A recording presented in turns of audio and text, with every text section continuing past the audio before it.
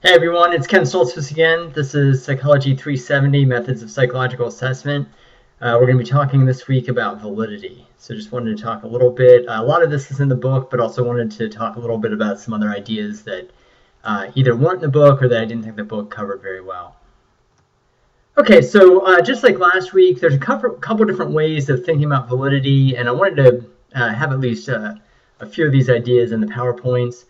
Your book cites this reference from a number of sources in national standards that were published in the late 1990s here in the US related to the definition of validity. So the book uses this definition. It says that validity refers to the appropriateness, meaningfulness, and usefulness of the specific inferences made from test scores. A more kind of down-to-earth or simple definition that I would usually use would be that validity is the degree to which a test measures the concept it's attempting to measure. And this is kind of obvious, but if we have a test that's supposed to be measuring depression and it's really measuring anxiety or something like that, which can look a little bit the same, but obviously it's different, then we would say it's not very valid. A little bit later, we're going to talk more about these next two ideas, but within validity, there's a couple of subtypes. One would be internal validity, and this is the degree to which the relationships between variables that are measured in a test are accurately understood. And so we want to be aware of that. Then also external validity would be the degree to which the results of a test are generalizable, or by generalizable we mean they're applicable to various groups. So if we've done a test of intelligence and it gives us one score with a certain population, if that other population is similar in most ways, if another population we want to measure is similar in most ways, we'd expect similar scores. And so one of the things we get into here is if I would give a test of intelligence to a group of Lithuanian students, say students in the 7th form in Lithuania, if I would give it to the same age group of students in the US, I'd expect to see similar results if it's really a test of intelligence. And so if I start seeing, other results, we think, well, maybe our test isn't, maybe it's not generalizable. Maybe it doesn't really accurately measure intelligence, because intelligence shouldn't vary across cultures that much. Just a little bit about some of the predictions based on testing. I want to say here that a lot of our tests aren't great at predicting. Human behavior is so multifaceted based on so many different variables that it is sometimes hard to predict behavior. Sometimes we can predict things like success in a specific occupation or endeavor like college or a career a little bit easier, but most of our tests don't have a great deal of predictive, they're not able to predict in a very reliable sort of way, but we are concerned about prediction, and that relates to validity. So we wanted to talk about it just a little bit today. Some terms that the book uses: when a test makes correct predictions, we would call those hits. Incorrect predictions would be misses, and you can sort of see how that would work in terms of shooting at a target or something like that. The book talks about true positives, and this would be a time when a test measures a quality that's really there, measures a characteristic that's really there. False positives would be when a test indicates that a quality or a characteristic is present, but it's not. True negatives would be when a test indicates that there's not a characteristic or quality present, and it isn't present. And then false negatives would be when a test says that a quality isn't there, but it actually is there. And so thinking in terms of people, if we'd be measuring something like integrity, the degree to which one's actions correlate with one's beliefs, you can see how a true positive would mean somebody really has integrity, and the test is saying that they have integrity. False positive would say that they have integrity, but in actuality, their beliefs aren't correlating with their behaviors, and so they actually wouldn't have integrity, but the test is saying they do. True negatives, this would be if the test says a person doesn't have integrity and they don't. And then a false negative would be that the test says a person doesn't have integrity, but they actually do have it. Hopefully that makes sense. That gets a little bit tricky even just to explain. A positive hit rate, and you can calculate this by taking the number of true positives and dividing that by the true positives minus the false positives. And the negative hit rate would be the true negatives divided by the true negatives minus the false negatives. When we talk about base rate, we're talking about the percentage of a population that has an attribute that's being measured. And when we talk about selection ratio, this is used a lot of times in graduate school admissions, university admissions, for job applications. So here we calculate the selection ratio based on the number of positions available divided by the number of applicants. So the example your book gives is if a graduate program, a doctoral program in psychology, had 3 positions available, but had 9 applicants for those positions, 3 divided by 9 would be 33%. So we'd say that the selection ratio would be 33%. 33% of that pool of applicants is going to be selected for that position. And the base rate and the selection ratio are related to each other because a lot of times what we're trying to do is figure out from a given population, what are we trying to test, or what's the chances that we can correctly predict somebody's success in graduate school or in a job. And so we sometimes think about this, and when we think about it in terms of testing, we sometimes think about incremental validity. And this would be, you could think about incremental validity as the percentage of correct decisions that we make when we're using a test minus the percentage of correct decisions without the test. And so your book makes an interesting point here. They make the point that incremental validity is the highest when the base rate is close to 0.50. And the reason for this is if we have the base rate much higher than that, then that means that most of the population has the characteristic that we're testing. And so, if 90% of the population has the characteristic of strong academic ability, that test isn't really going to help us to pull out who we want to select for our graduate program in psychology, right? Because we can just, if we pick if we've got 3 slots available, 3 openings available, and 90% of the population has strong academic aptitude, that test isn't going to help us very much because almost everybody in the population has the characteristic we're looking for. A low base rate, we have the opposite problem. That means few people have the characteristic, and so we have to have a really good test, a test that's really really sensitive and really valid in order to detect the presence of the characteristic. So when the base rate is more in that middle range, close to 0.5, then we start to see where the test can help us make decisions about, characteristics that we might want in employees or in students or something like that. Hopefully that's clear. If any of that isn't clear, feel free to email me. The book also has a pretty good discussion about this, but I wanted to just kind of review that as we're starting to talk about validity. Okay, I want to talk a little bit about the different types of validity, and your book identifies 4 types, and these are pretty standard. You'll find some people discuss these differently. Some people would say construct validity is sort of the overarching idea, and then these other ideas fit underneath it. There's different ways of talking about this, but for the most part, most authors, most researchers kind of think about these 4 different types of validity: face validity, concept validity, criterion validity, and construct validity. So let's just talk a little bit about what each of those is. Face validity is just like it sounds. It's when we look at a measure and we say, well, based on looking at it, this measure appears to be valid. Or in English, sometimes we'd say, this measure looks valid on the face. If you're going to do this, it's most helpful to have an expert determine this. If somebody who doesn't really know much about depression looks at this new measure of depression that you're putting together and says, oh yeah, that seems to have face validity, that doesn't really mean too much. But if you send that measure to 3 or 4 people that are really experts in a field, we're at least starting to get some sense that, there might be something right about this measure. It might be measuring generally what we want it to measure. On the whole, though, this is really sort of weak, and there's some question out there as to whether this is even really validity. Can we really say something is valid if it just has face validity? But you do still hear about this. Content validity.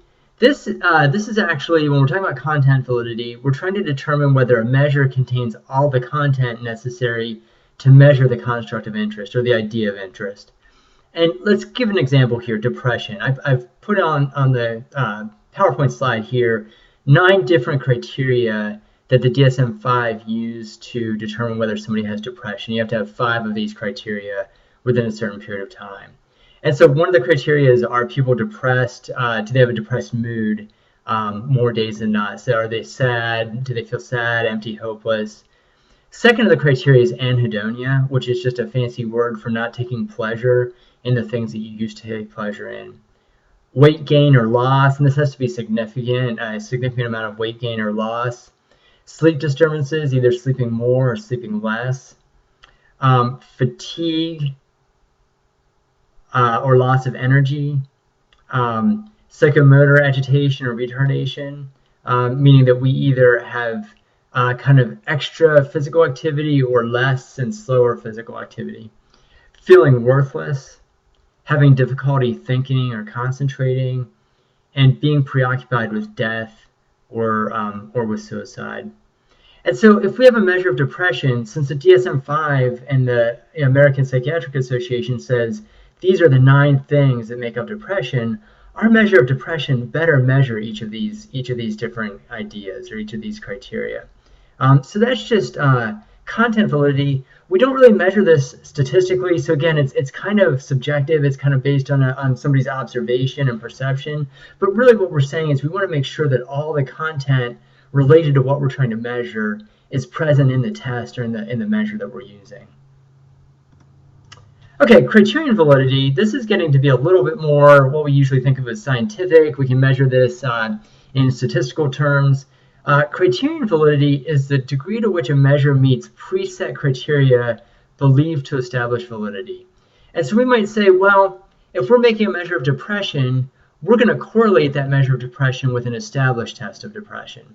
So if we make up the Ken Stoltzfus depression inventory, I might give that to 50 people, and then I might give the same 50 people the Beck depression inventory. And if my test correlates pretty well with the Beck test, we're going to say, yeah, that's, that might have criterion validity. Predictive validity is a little bit harder to use because it takes a lot of time, or can take a lot of time. This is where we give a test and then we observe whether the test predicts future performance or future behavior.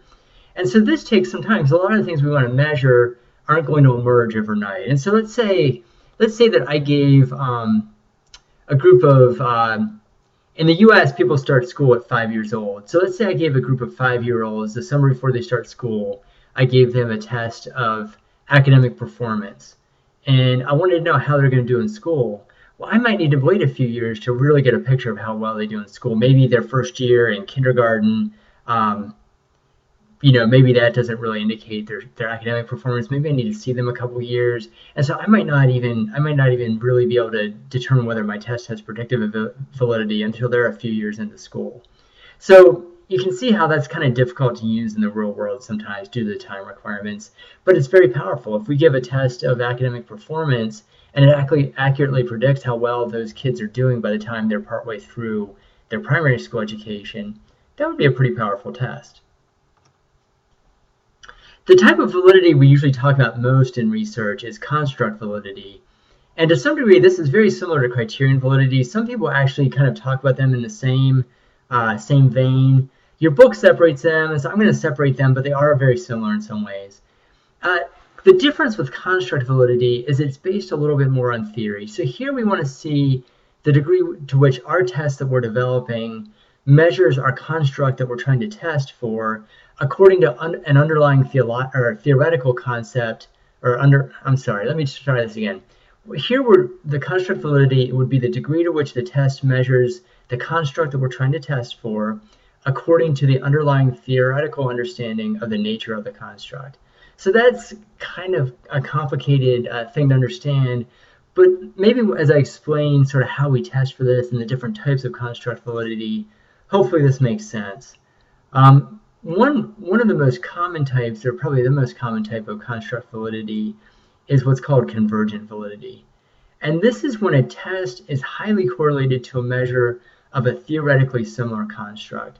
So for a depression test, if I gave a test of depression and then I gave a test of unhappiness or a test of well-being, and if people kind of scored, if those tests were correlated with each other, I'd have a sense, well, these concepts are similar, and so my test must be valid, or my test should be valid.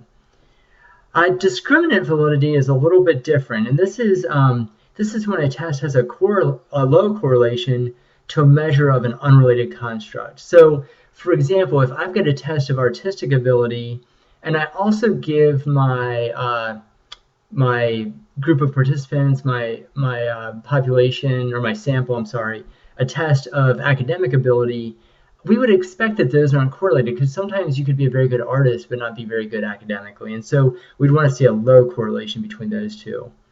That doesn't help us as much to establish validity, but it can be part of the process. If we can say this test has convergent validity, it's related to similar tests of similar constructs, and it has discriminant or divergent validity because it's not related to unrelated constructs, we start to get a pretty good sense of whether the test has construct validity. Just a note here, and this can be a little bit confusing, but sometimes we see a high negative correlation of tests of opposite constructs. For example, if I had a depression inventory and a happiness scale, we would expect that depression and happiness would have a strong negative correlation. So it might be like a 0.6 or 0.7, but it would be negative. So it'd be like maybe a negative 0.7 correlation. And you might think, well, is that convergent or discriminant validity? Because it's not measuring a similar construct, but it is measuring a related construct. There's a negative relationship there. In general, there seemed to be a little bit of confusion about this, but to the best that I could tell just from sort of reading the literature and my own understanding, this would be an example of convergent validity, because depression and happiness are related, but it's a negative relationship. Whereas for discriminant validity, we're actually trying to see that the correlation is low. So it would be closer to 0.0, whether that's like a negative 0.1 or 0.1, that'd be okay because it's a low correlation coefficient. Hopefully that makes sense. I'm not going to test on that. That's just a side note in case that ever comes up in a conversation or in a research study, something like that. And think about how we look at validity. A lot of times this involves correlations. And we talked about correlations last time. I know you've all had your basic statistics. And so correlations are a pretty easy statistic to use, for most people at least. Your textbook says, if we get a correlation coefficient above 0.35, we're pretty good. This is another one of those issues, and it was similar last week when we talked about reliability. This is another one of those issues that researchers don't all see the same way. Some other sources that I've found say, you'd really want your correlation coefficients to be somewhere around 0.5 to 0.7.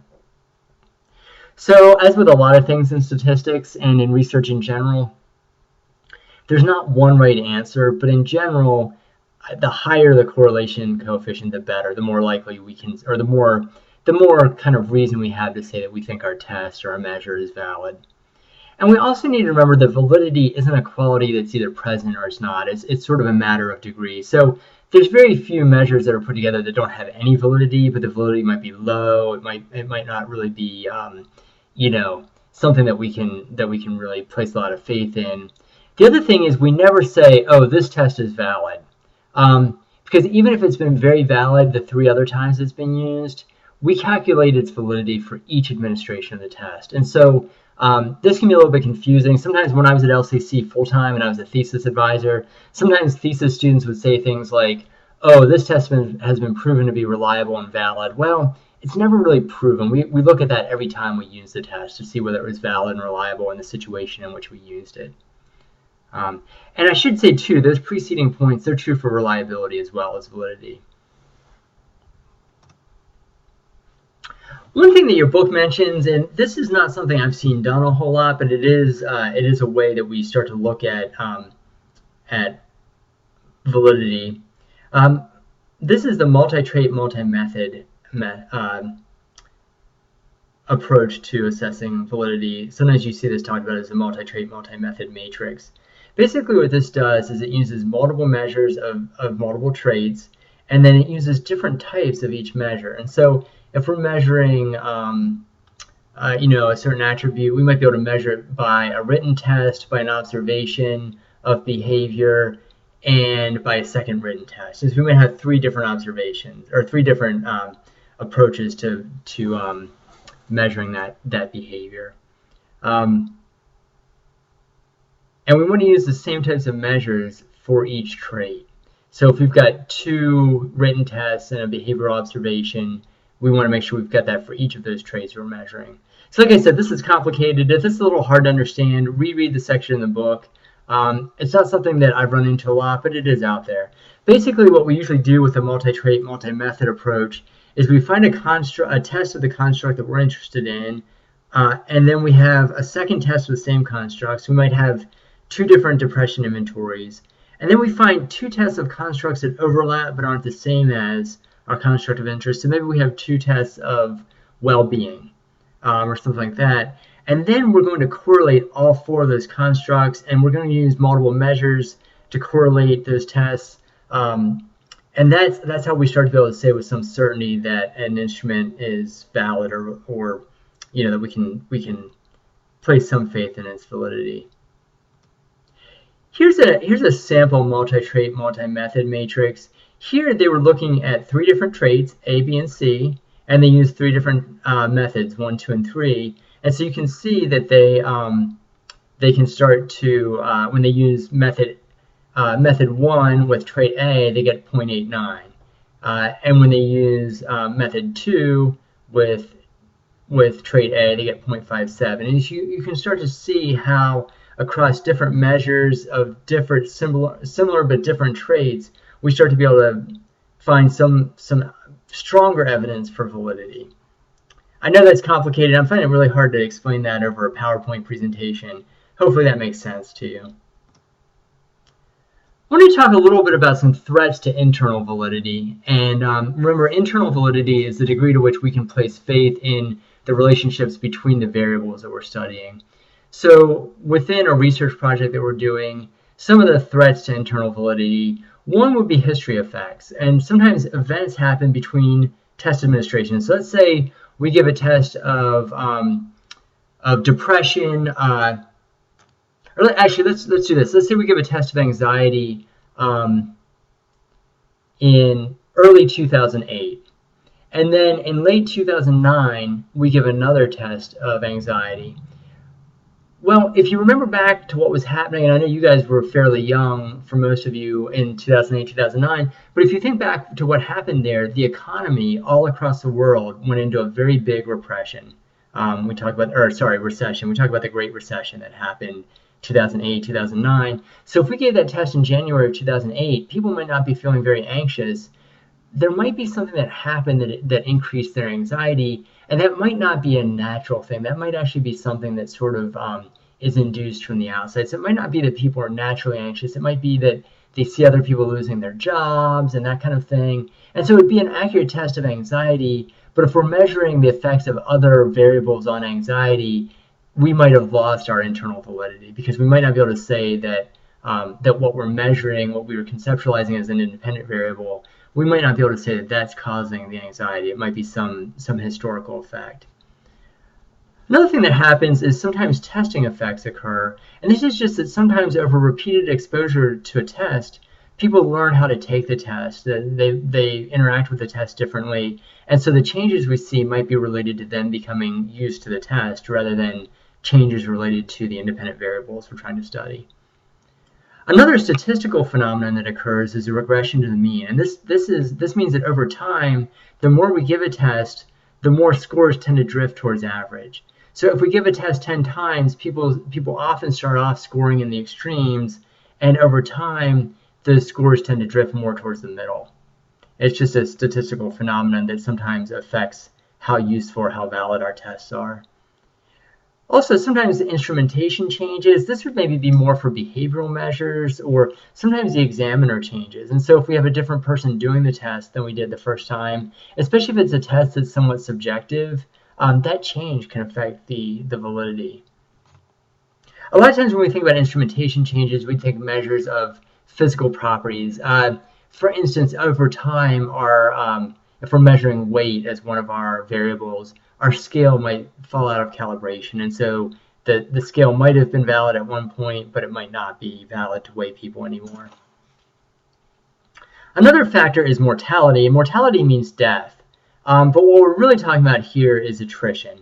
Attrition just means people dropping out of our study. So if attrition is random, if everybody has an equal likelihood of dropping out of the study. It really doesn't matter too much.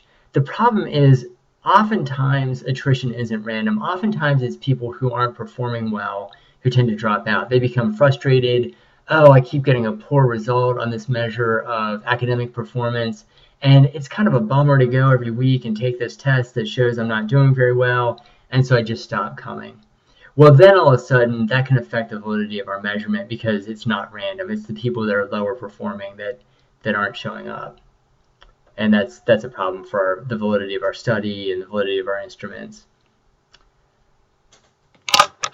Okay, another threat to internal validity is what we call sample selection bias. And there's a couple ways sample selection bias works.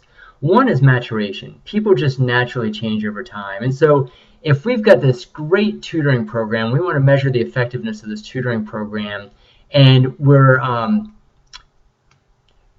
start off with children who are 6 years old, and we really coach them on how to do their schoolwork.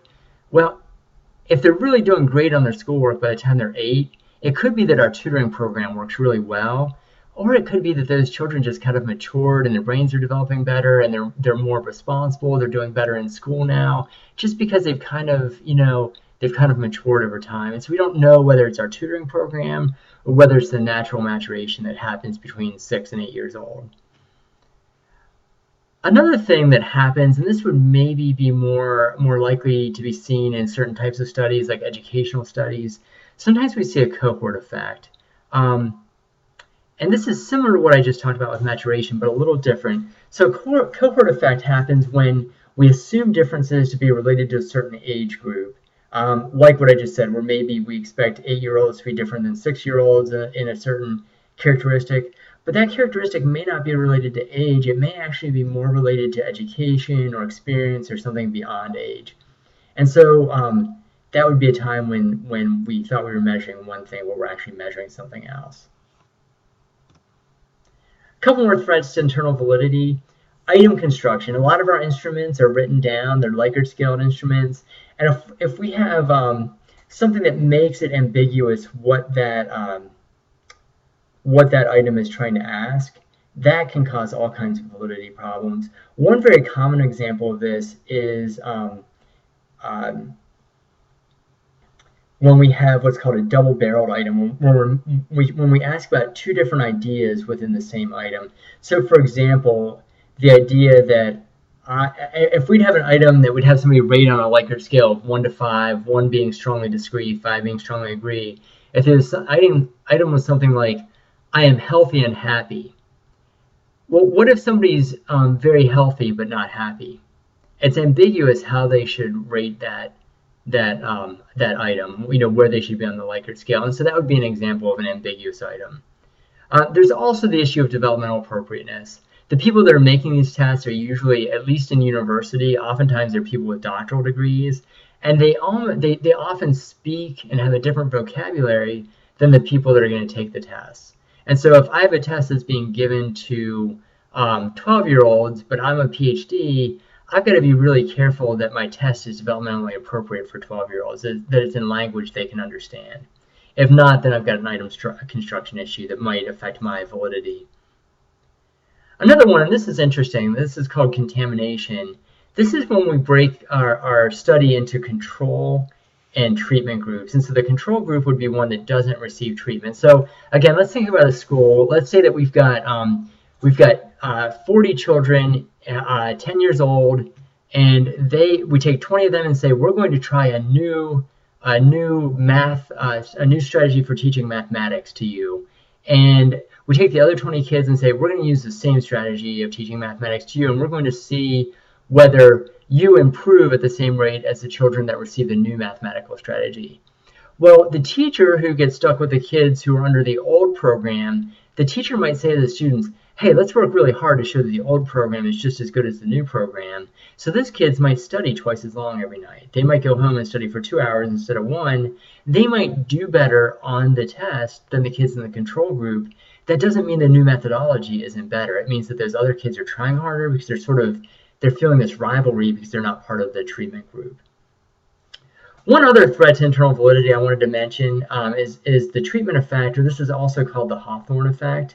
And this is sometimes what ends up happening is when we pay attention to human behavior, it changes. And the classic example of this was the Hawthorne factory in Chicago in the US, where people went in and they said, okay, we want to test the effects of different interventions on productivity of workers. So they turned the lights up really bright and more productivity occurred. They turned the lights down lower and even more productivity happened. The workers were even more productive. And over time, what they came to realize is when you go in and you do some sort of an intervention, that tends to spur some sort of an effect in people. And sometimes it's just the act of paying attention to a group changes their behavior. Also, with some of those studies that happened that established the Hawthorne effect, the workers were collaborating with the managers and the researchers, and they felt this strong sort of bond with the researchers, and they really wanted their study to work out, and so then they worked harder. And that was sort of, I think unconscious, but that's kind of how it played out. Okay, so that is the end of the slideshow. I wanted to mention too, I didn't cover this on slides because it's a little more straightforward. There are some threats to external validity, but these are a little bit more obvious, and I sort of talked about them at the beginning of the slideshow. With external validity, we're worried about generalization to a population. So the two things that we're really thinking about there, they would be related to either there's some sort of cultural difference between the population that we're measuring and the group that we want to generalize our results to. When I was a thesis advisor at LCC, one of the things that happened was a lot of the students found instruments or measures, tests that were used in either England or in the US, and they wanted to use them in the former Soviet Union. And a lot of times we were talking about, what about the cultural differences? There's, especially in the US, there's this high value on self-disclosure that isn't always there in the cultures of the former Soviet Union. And so is this test really going to work the same way? And so then we're worried, is it generalizable? The other thing that affects generalizability is whether our sample is random or not. So if we have a sample that has selection bias in it, if we get a certain type of person in our sample, then our results might not be generalizable to the general population. So for example, a lot of the measures that we use are tested on university students because they're developed by professors.